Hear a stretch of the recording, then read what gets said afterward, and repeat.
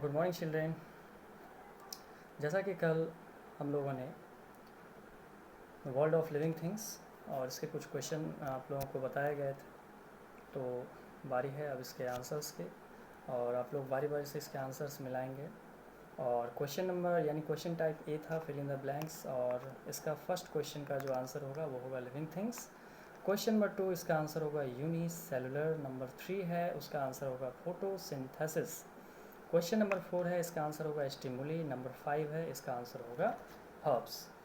अब हम बात करेंगे टाइप बी की, है ना। राइट ट्रू और false for the following statements. और इसमें फर्स्ट क्वेश्चन था अमीबा इज़ अ प्लांट, तो इसका आंसर होगा फॉल्स। नंबर 2 है living organism exhibit many variations due to their habitats and habits, इसका आंसर ट्रू होगा।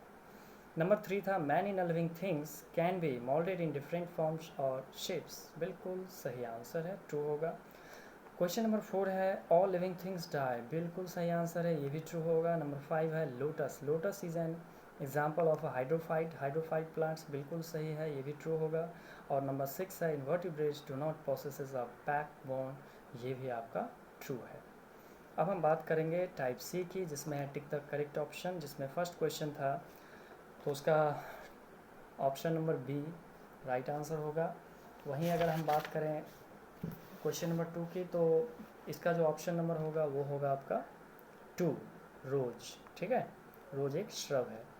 अब हम बात करेंगे नंबर 3 की, which one among this is not a flowering plant, जिसका आंसर ऑप्शन नंबर बी है, अलगे। वहीं क्वेश्चन नंबर 4 है biennial plants are those plants which live for 2 years, यानी ऑप्शन नंबर सी।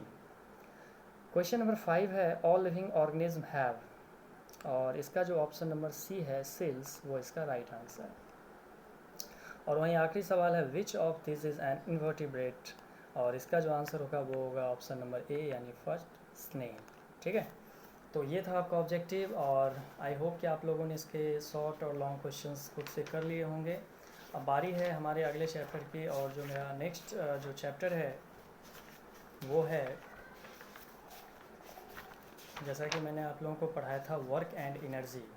तो वर्क एंड एनर्जी ये चैप्टर मैंने आप लोगों को पिछले क्लासेस में पढ़ा दिया है ऑलरेडी। अब बारी है इसके क्वेश्चन आंसर्स के, ऑब्जेक्टिव्स के। तो सबसे पहले स्टार्ट करते हैं type A fill in the blanks. ध्यान से क्वेश्चन सुनिएगा और इसके आंसर्स आप लोग सही सही लिखिएगा, ठीक है। तो सबसे पहला जो सवाल है इसका, the work done depends upon the dash applied and the dash produced. जो वर्क डन होता है बेसिकली वो किन किन चीज़ों पर निर्भर करता है, आखिर वो कौन सा चीज़ अप्लाई किया जाता है और उसमें क्या प्रोड्यूस होता है, ठीक है। यहाँ 2 फिल इन द ब्लैंक्स है, दोनों को आपको सही आंसर से फिल कर दें। बारी है नंबर 2 की, dash is the capacity to do work, dash is the capacity to do work. बहुत ही आसान और सरल क्वेश्चन है, आप लोग इसे बनाएंगे। नंबर 3 है dash energy stored in a battery can be used to produce light in a torch, यानी बैटरी जो होता है जो हम टॉर्च में इस्तेमाल करते हैं, आखिरकार इस बैटरी में कौन सा एनर्जी स्टोर्ड होता है, निहित होता है, जमा होता है, जिससे वह टॉर्च लाइट प्रोड्यूस करता है, ठीक है। अब बारी है नंबर 4 की, dash is the main source of light energy. ये सवाल मैंने इसके जो टॉपिक था मैंने इसको काफ़ी जोर दे के आप लोगों को पढ़ाया भी था, अगर आप लोगों को याद होगा तो बेसिकली आप इसे डन कर लेंगे। Dash is the main source of light energy, ठीक है। नंबर 5 है an electric bell, an electric bell produces sound from dash energy. आखिर इलेक्ट्रिक बेल जो होता है, माफ़ कीजिएगा, इलेक्ट्रिक बेल जो आप लोग अक्सर घर के बाहर, है ना, घंटी जो लगा हुआ देखते हैं, तो उसमें जो साउंड प्रोड्यूस होता है बेसिकली वो किस एनर्जी के कारण प्रोड्यूस होता है, इसे आपको फिल करना है। अब बारी है टाइप बी की, राइट ट्रू और false for the following statements. तो यहाँ पर जो भी स्टेटमेंट सही होंगे उसमें आपको ट्रू लिखना है, और जो गलत होंगे उसमें आपको फॉल्स लिखना है। इतने दिनों से आप बना रहे हैं, उम्मीद है आप लोग समझ गए होंगे। तो सबसे पहले question number 1, work is done van ever a force is applied on a given object, is this statement true और फॉल्स। अगर वो सही है तो आप ट्रू लिखेंगे, गलत है तो फॉल्स लिखेंगे। बारी है नंबर 2 की, a stationary ball does not possesses kinetic energy. क्या कोई भी स्टेशनरी बॉल यानी कोई भी गेंद अगर अपने स्थितिज ऊर्जा में है तो क्या उसमें काइनेटिक एनर्जी प्रोसेस नहीं होता है। अगर ये स्टेटमेंट आपको सही लगे तो आप ट्रू लिखेंगे, अगर गलत लगे तो इसे आप फॉल्स लिखेंगे। बात करते हैं नंबर 3 की। A ball raised to a height is said to be possess chemical energy. अगर किसी भी गेंद को किसी ऊंचाई से अगर हम गिराते हैं या उसे छोड़ते हैं तो क्या उसमें केमिकल एनर्जी प्रोसेस होता है? इज दिस स्टेटमेंट ट्रू और फॉल्स? अगर सही है तो ट्रू लिखिए, गलत है तो फॉल्स लिखिए। बारी है नंबर 4 की और सवाल है the motion of the blades of a fan is due to mechanical energy. यानी पंखे में जो ब्लेड होते हैं उसमें जो मोशन होता है क्या वह मैकेनिकल एनर्जी के कारण होता है? अगर ये आपको सही लगता है तो आप ट्रू लिखिए, अदरवाइज आप फॉल्स लिखिए। और टाइप बी का आखिरी सवाल यानी अंतिम सवाल है और ये है sound is a form of energy. क्या साउंड भी एनर्जी का ही एक रूप है? अगर है तो आप ट्रू लिखिए, नहीं तो फॉल्स लिखिए। तो ये था टाइप बी। अब हम बढ़ेंगे टाइप सी की ओर। तो टाइप सी है टिक द करेक्ट ऑप्शन। यानी सवाल बोला जाएगा और उसके ऑप्शंस भी आपको बताए जाएंगे और जो भी ऑप्शन सही होंगे उसमें आपको टिक लगाना है, ठीक है। तो सवाल कुछ ऐसा है, in which of the following situations no work is being done. यानी किस परिस्थिति में हम कह सकते हैं कि कोई भी काम या कोई भी कार्य नहीं हुआ है? तो ऑप्शन नंबर फर्स्ट है shifting a box of biscuits from a lower shelf to a higher shelf in the kitchen. यानी रसोई घर में रखा हुआ कोई भी बिस्किट का जो डब्बा है उसे हम नीचे वाले शेफ से ऊपर वाले शेफ पर अगर हम रखते हैं, शिफ्ट करते हैं, तो इसमें वर्क डन होगा या नहीं होगा, ठीक है। तो जिसमें वर्क नहीं होगा वहाँ यहाँ पर वही ऑप्शन आपको चूज करना है। अब यहाँ पर सेकेंड ऑप्शन है थ्रोइंग अ बॉल, यानी किसी भी गेंद को अगर हम फेंकते हैं। उसके बाद है pushing a baby stroller on a road. और आखिरी है just holding a book in your hand for 2 minutes. अगर आप किसी भी किताब को अपने हाथों में 2 मिनट तक पकड़कर खड़े रहें तो क्या इसमें वर्क डन होगा या नहीं होगा? तो यहाँ पर आपको 4 ऑप्शन बोले गए हैं। आपको इसमें जो ऑप्शन सही लगता है उसमें आप बेधड़क टिक लगाएंगे, ठीक है। तो अब हम बढ़ते हैं अगले सवाल की ओर, जहाँ की क्वेश्चन नंबर 2 है द एबिलिटी और capacity of a body to do work is known as, ठीक है। यानी capacity of a body to do work is known as. Option number first है फोर्स, ऑप्शन नंबर सेकेंड है displacement, option number third है energy और option number 4 है motion, ठीक है। तो इसमें जो भी ऑप्शन आपको सही लगता है आप उसमें सही का चिन्ह लगाएंगे, ठीक है। अब हम बात करते हैं नंबर 3 की, the form of energy processed by flowing water. यानी बहता हुआ पानी, इसमें जो एनर्जी फॉर्म होता है वह कौन सा एनर्जी है? तो ऑप्शन है पोटेंशियल एनर्जी, सेकेंड ऑप्शन है काइनेटिक एनर्जी, थर्ड ऑप्शन है केमिकल एनर्जी, फोर्थ ऑप्शन है लाइट एनर्जी। उम्मीद करता हूँ कि आप इसके ऑप्शंस अच्छे से समझ गए होंगे। तो जो ऑप्शन सही है उसमें आप टिक लगाएं। Number 4, the energy associated with wine, है ना, is an example of chemical energy, kinetic energy, potential energy या इलेक्ट्रिकल एनर्जी। यानी हवा, है ना, जो एनर्जी हवा के कारण एसोसिएट होता है, उत्पन्न होता है, वो किस एनर्जी का एग्जाम्पल है? क्या वो केमिकल एनर्जी का एग्जाम्पल है? क्या वो काइनेटिक एनर्जी का एग्जाम्पल है? क्या वो पोटेंशियल एनर्जी का एग्जाम्पल है या फिर वो इलेक्ट्रिकल एनर्जी का एग्जाम्पल है? तो इसमें जो भी ऑप्शन आपको सही लगता है आप उसमें टिक लगाएंगे। और इसका आखिरी सवाल है when a rubber band is stretched it can be said to have gain. अगर हम किसी भी रबर बैंड को स्टिच मतलब उसे फैलाते हैं, ठीक है, तो हम कह सकते हैं कि इसमें कौन सा एनर्जी गेन हुआ, कौन सा एनर्जी इसमें लिया गया? Chemical energy, potential energy, kinetic energy या फिर इलेक्ट्रिकल एनर्जी। तो आपको जो सही ऑप्शन लगता है आप उसमें टिक लगाइए, ठीक है। अब बारी है टाइप डी की।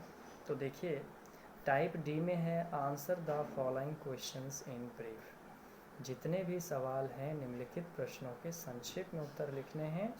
तो मैं बारी बारी से सवाल पढ़ूंगा, आप लोग अगर इसके आंसर्स जान रहे हैं तो अपने अपने नोटबुक में इसमें ज़रूर नोट करेंगे।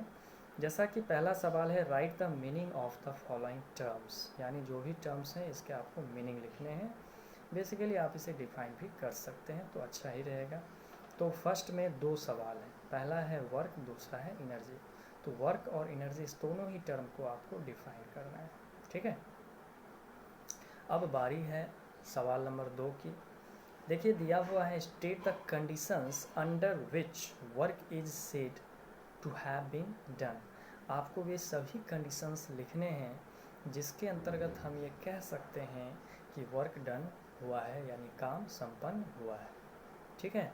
तो जो भी सिचुएशंस आप लोगों को बताया गया था कि क्या क्या चीज़ में परिवर्तन हो, ताकि हम ये कह सकते हैं कि इसमें वर्क डन हुआ है या फिर नहीं हुआ है, तो आपको जो कंडीशंस बताए गए थे आपको वही सिर्फ लिखना है, ठीक है।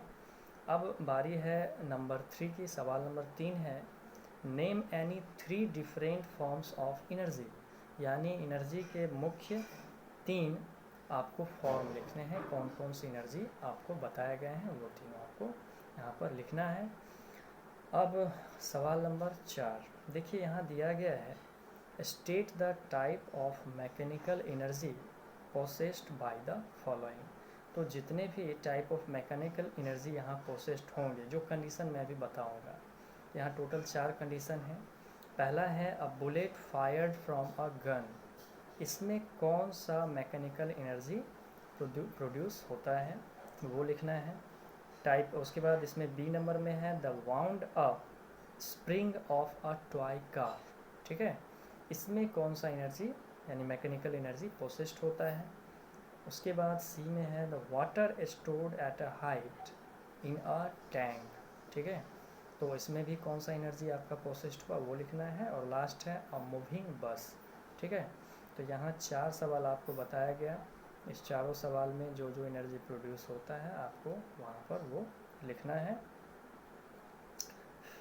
अब हम सवाल नंबर 5 है ना, इसके बारे में जानेंगे। यहाँ क्या दिया गया है state 2 different uses of light energy, यानी लाइट एनर्जी के 2 अलग अलग उपयोग लिखने हैं लाइट एनर्जी के, ठीक है। ये बहुत ही कॉमन सा सवाल है और आए दिन हम लोग इसके बारे में काफ़ी कुछ चर्चा करते रहते हैं, तो ये हिंट है कि आप लोग इसे खुद से बनाएंगे, ठीक है।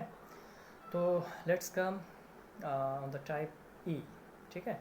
और यहाँ पर दिया गया है आंसर द फॉलोइंग क्वेश्चंस। यहाँ पर जो है ये टाइप जो है टाइप ई एक थोड़ा लॉन्ग होता है और उम्मीदतः आप लोग इसे थोड़ा एक्सप्लेन करके ज़रूर लिखते ही होंगे। तो मैं यहाँ फर्स्ट सवाल पढ़ने जा रहा हूँ। पहला सवाल है is there a difference between applying a force and doing work.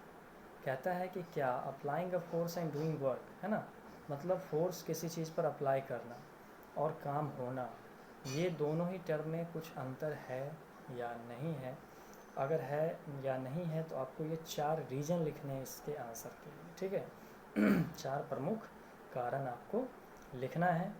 अब सवाल नंबर 2 है explain by giving an example that a moving object can do work. That means कि आपको एग्जाम्पल के द्वारा इसे एक्सप्लेन करना है। एक्सप्लेन मतलब होता है व्याख्या करना, थोड़ा बृहद रूप से। क्या आपको एक्सप्लेन करना है that a moving object can do work. आपको ये एक्सप्लेन करना है कि कोई भी मूविंग ऑब्जेक्ट वर्क यानी काम कर सकता है। इसे आपको एग्जाम्पल की मदद से और कुछ स्टेटमेंट्स, है ना, जो कंडीशन पीछे शॉर्ट में भी दिया गया था, उस कंडीशंस को रखते हुए आपको यहाँ पर एक्सप्लेन करना है कि कोई भी मूविंग ऑब्जेक्ट्स काम कर सकता है, ठीक है। मूविंग ऑब्जेक्ट, ठीक है, मतलब वो मूव कर रहा है, मतलब उसमें डिस्प्लेसमेंट हो रहा है, तो बेसिकली वहाँ काम होगा ही। तो आप इसे अच्छे से वर्ड में बना के लिखिएगा। अब सवाल number 3, A Potter keeps standing at a place while holding a suitcase of mass 20 kg over his head for 5 minutes। देखिए सवाल है पॉटर बेसिकली जो कूली होता है ना, जो सामान ढोने वाले होते हैं, अगर उसने किसी स्थान पर खड़ा होकर के, मान लो उसने 20 केजी का वज़न था एक सूटकेस का, और उसे अपने सर पे वह 5 मिनट तक लगातार रख करके वो सीधा खड़ा है, उसमें कोई डिस्प्लेसमेंट नहीं है, वो सिर्फ खड़ा है ना। फिर से सुनिए, 20 केजी का सूटकेस है ना, सूटकेस का भार कितना है 20 केजी। तो कोई कूली जो है 20 केजी का सूटकेस लेकर के अपने सिर पर खड़ा है 5 मिनट तक। तो कहा जा रहा है has he done some work, तो क्या उसने कोई काम किया है या नहीं किया है। तो give reason for your answer, अगर किया है या नहीं किया है तो इसे आपको रीज़न के द्वारा कारण स्पष्ट करते हुए आपको इसके आंसर्स एक्सप्लेन करने हैं, लिखने हैं। इसके बाद सवाल नंबर 4 है डिफाइन द टर्म एनर्जी, यानी ऊर्जा, है ना। इस टर्म को आपको अच्छे से डिफाइन करना है। उसके बाद describe an activity to show the interrelationship between work and energy. इसके अलावा आपको एक एक्टिविटी भी यहाँ पर दर्शाना है जो कि इसके अंतः संबंध को दर्शाता है, किसके बीच के, तो वर्क एंड एनर्जी के बीच के। तो वर्क यानी काम, एनर्जी मतलब ऊर्जा। तो काम, कार्य और ऊर्जा, इस दोनों के बीच के अंतः संबंध को जो प्रदर्शित करेगा उसके लिए आपको एक एक्टिविटी भी शो करना है, ठीक है। अब है सवाल नंबर 5 और ये आखिरी सवाल है। और सवाल कुछ यूँ है कि name a device which converts, मतलब आपको एक एक डिवाइस लिखने हैं जो कि कन्वर्ट करता है, यानी बदलता है एक रूप से दूसरे रूप में। तो इसमें 3 सवाल हैं। पहला है electrical energy into light energy, तो इस इलेक्ट्रिकल एनर्जी को लाइट एनर्जी में जो कन्वर्ट करेगा उसके लिए एक डिवाइस का एग्जांपल आपको सिर्फ लिखना है। वहीं बी नंबर में है sound energy into electrical energy, यानी साउंड एनर्जी को इलेक्ट्रिकल एनर्जी में कन्वर्ट करता हो, इसके लिए आपको एक एक डिवाइस लिखना है। और सी में है chemical energy into electrical energy, यानी कि केमिकल एनर्जी को वो इलेक्ट्रिकल एनर्जी में कन्वर्ट करता हो। तो इस प्रकार से आज हम लोगों ने वर्क एंड एनर्जी, है ना, इस चैप्टर के क्वेश्चन आंसर्स को देखा, आप लोगों ने इसे सुना, इसके लिए आप लोगों का बहुत बहुत आभार। और मेरी गुजारिश है कि आप लोग कृपया करके जो भी क्वेश्चंस नोट डाउन करते हैं इसके आंसर्स आप लोग स्वतः प्रयास करके, स्वयं सोच करके, अपने बुद्धि और बल का प्रयोग करके आप इसे ज़रूर लिखेंगे। और जहाँ तक हो स्वयं से बनाने की कोशिश करें, अगर ज़रूरत हो तो आप बड़ों का हिंट भी ले सकते हैं, लेकिन नोट्स बहुत ही कंपलसरी है। नोट्स के साथ साथ जो क्वेश्चन आंसर हैं वो भी बनाना अति आवश्यक है। तो आज के लिए इतना ही, फिर अगले दिन अगले अध्याय पर हम चर्चा करेंगे, है ना। एक जो रेस्ट चैप्टर बचा हुआ है तो उसे भी हम लोग इसके क्वेश्चन आंसर्स को देखेंगे और उसके बाद हम लोग फिर नए चैप्टर का शुरुआत करेंगे। तो आज के लिए इतना ही, बहुत बहुत शुक्रिया।